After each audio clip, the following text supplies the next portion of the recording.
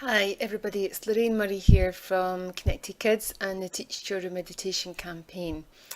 This short video is just one of my top tips for teaching children meditation, and it is probably in everything that we teach throughout the Connected Kids program and the books and everything else is my ultimate starting point, whether you are experienced in meditation yourself, even teaching it to adults, or whether you're brand new to teaching meditation to kids.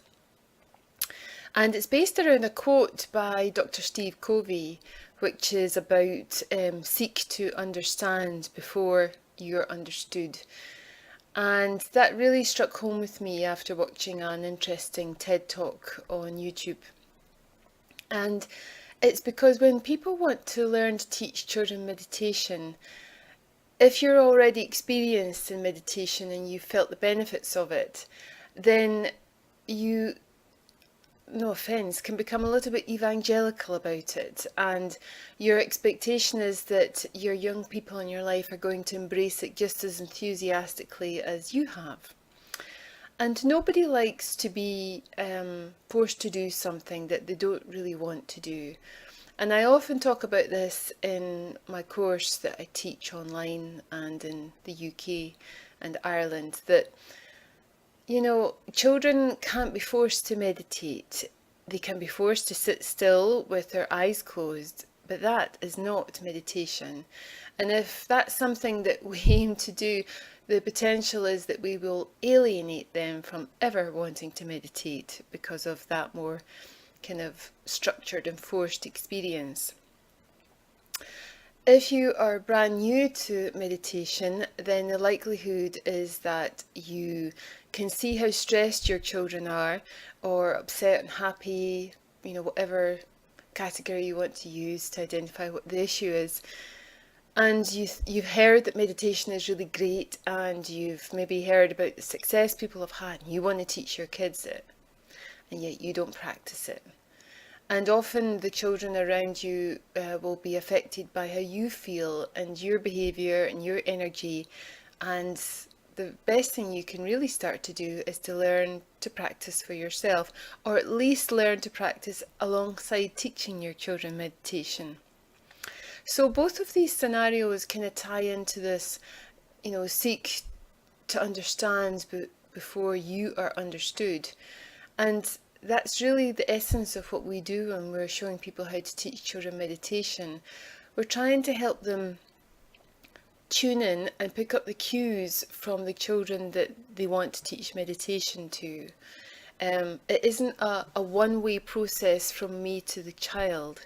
It's very much a two-way process, and it's also about trying to tailor the meditation, the style, the words, the activity that can be turned into a meditation through mindfulness. Whatever it is, you're trying to choose something that will appeal to that cognitive ability of that young person and what they're interested in and just what they can relate to. And the only way we can really start to gather that before we start to then deliver meditation is to listen, and to listen mindfully. And I don't just mean with your ears, I mean with your eyes, I mean with your awareness, your whole energy awareness of what's happening with that young person.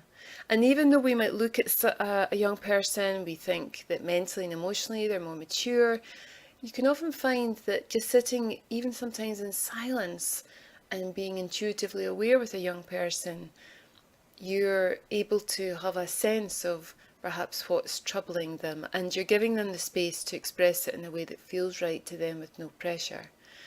So that requires us to seek to understand before we are then understood.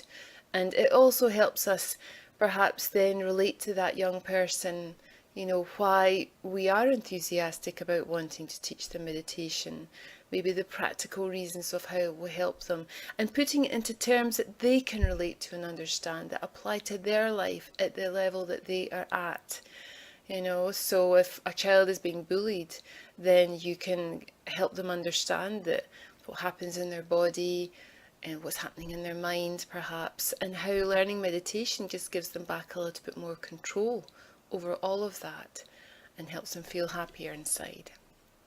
So just making you aware that this is a really important issue, and please look through the rest of the meditation videos I have here and the other tips and ideas, or drop us an email through teachchildrenmeditation.com, or you can look online through our website at the various things that we offer. Some of them are free, some of them you have to invest some time and money into, but there should be a good range of things there to help you take your enthusiasm about teaching children meditation forward into the future in a way that these young people can really, really connect with. Thank you for listening. Have a wonderful day.